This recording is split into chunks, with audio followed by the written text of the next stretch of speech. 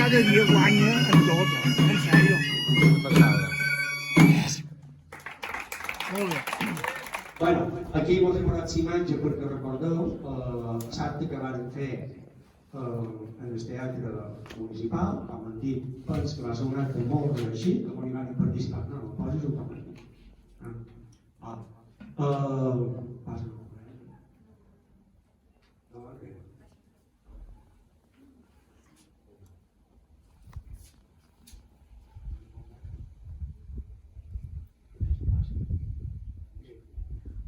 Els dos principals protagonistes de la germanor, posant-li cara.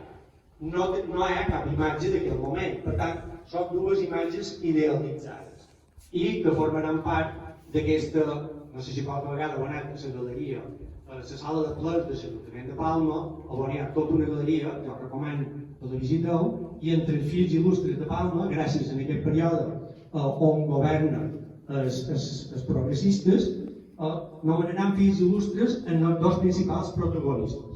Fixeu-vos que en Joanot Crespí el pinten en les cadenes, que està tancat, i en Joanot Colom li posaran ara la grameta vermella, que llavors es veurà, la grameta vermella, serà instador com a jurat. Passa salta. Tenim també aquesta altra imatge, molt idealitzada, que és el dijous gener. El dijous gener i el Carnaval és una data que històricament sempre ha assustat a les autoritats i a les poderoses, perquè com vol tots sabeu, el dijous gener, en el Carnaval, la gent se disfressa, la gent fa accessos, la gent se diverteix, i moltes vegades s'utilitza tot aquest context, i històricament també dins aquest context han començat moltes de les revoltes. I a més, és un període on el poder està sotmès a crítica. Recordeu que, per exemple, els homes se vesteixen de dones, de clèrigues, de monges, és a dir, és un moment per atacar tot el que és l'estatus dominant, eclesiàstics, nobles, etc. I és dins aquest context que tindrà lloc a la plaça de Cort el primer conat de revolta. És aquí on en Borrea, el virrei, en aquest enfrontament, agafarà una sèrie de persones, entre ells en Joan Crespí, i els atancarà a l'Almudanya. Això farà detonar el segon esclafí, que serà una concentració de forces menestrals a la ciutat per anar a alliberar els seus companys presos, d'acord? Sense les seves banderes. La música és importantíssima. Totes les notícies sempre apareixen tambors, tabals, xeremies, trompetes. És a dir, és escrit de guerra, és escrit de mobilització. Fins i tot avui en dia encara moltes de les festes se comencen amb un cercavila, és el que anima, no?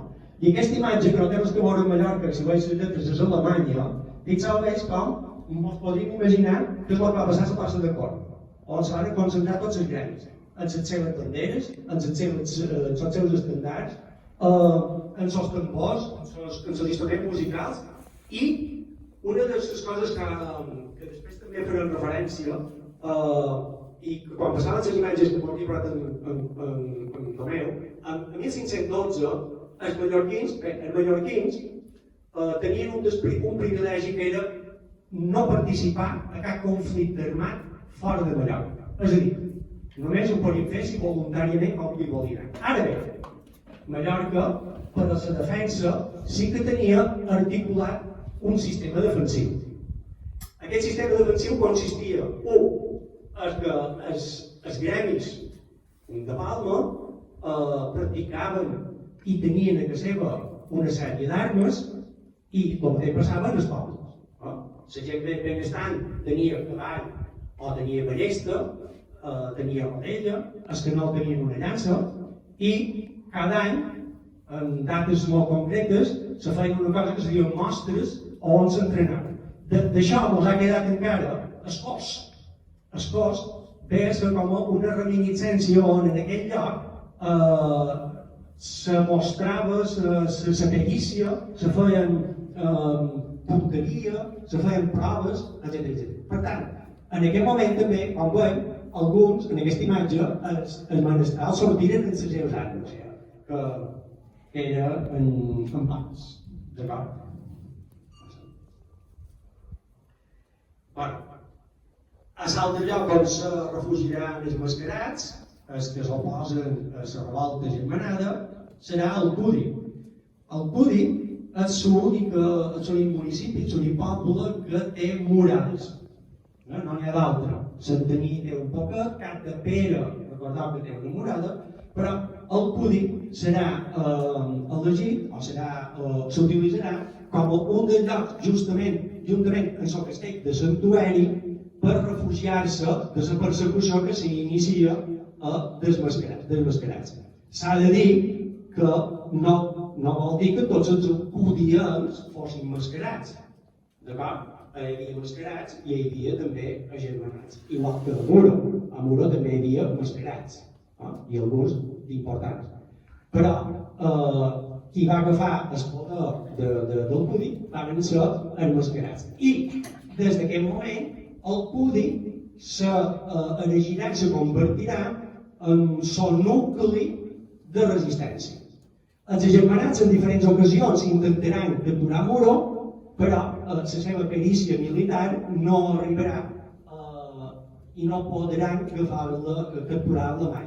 I això serà un problema, perquè clar, suposa tenir una quinta columna a dins un territori que tot és agermanat. El Cudi té contacte amb Menorca, el Cudi té contacte amb Bardissa, el Cudi té contacte amb la península.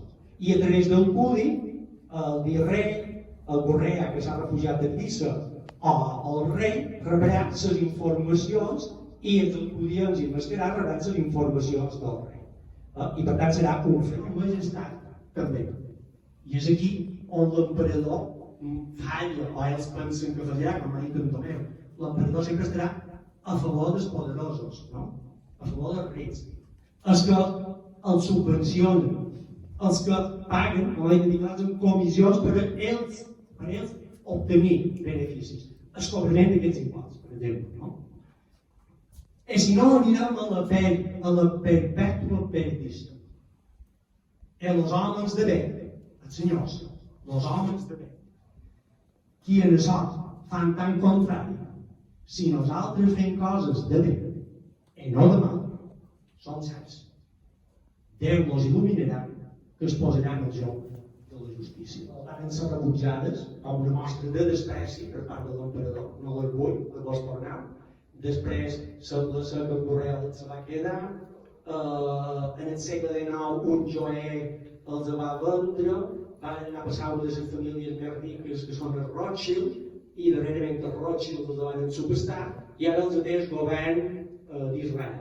Perquè clar, sembla que aquestes joies estaven fetes per xuetes, no per jueus, no per gent que tenia la genteria, el govern d'Israel els va subestar.